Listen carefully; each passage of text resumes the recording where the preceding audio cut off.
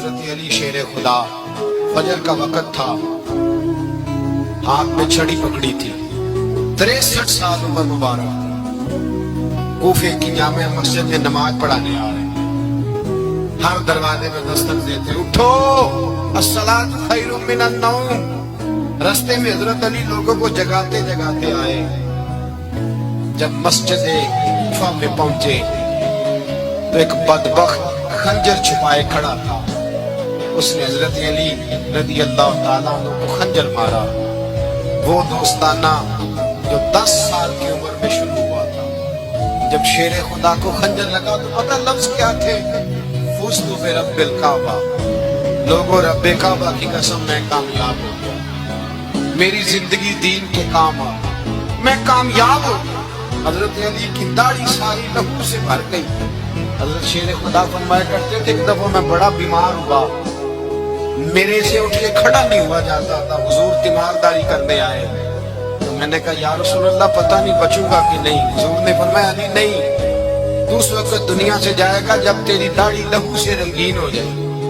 شیر خدا کہتے ہیں جب زخم لگا تو میں نے نیچے جھکا کے دیکھا تو داڑھی لہو سے بھری ہوئی ہے، میں نے کہا بس وہی کامیاب ہو گیا۔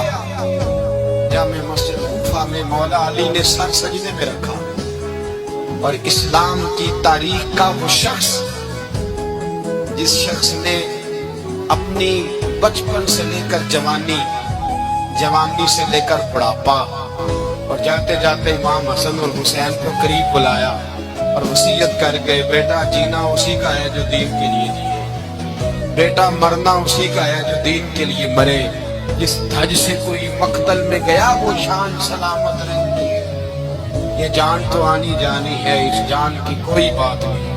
حضرت شیر خدا کرم اللہ تعالی وجہ الکریم خاتم الخلفاء تھے، ان پر خلافت اسلامیہ ختم ہوئی۔ حضرت علی رضی اللہ تعالیٰ عنہ جس دن وصال ہوا، آپ کے بیٹے کہتے ہیں اس رات مولا علی نے خزانے کا مال سارا ایک رات پہلے تقسیم کیا، اور پھر جس جگہ مال خزانہ ہوتا تھا وہاں 2 نفل پڑھ کے کہا اے اللہ میں نے تیرے بندوں کی امانت تیرے بندوں تک پہنچا دی۔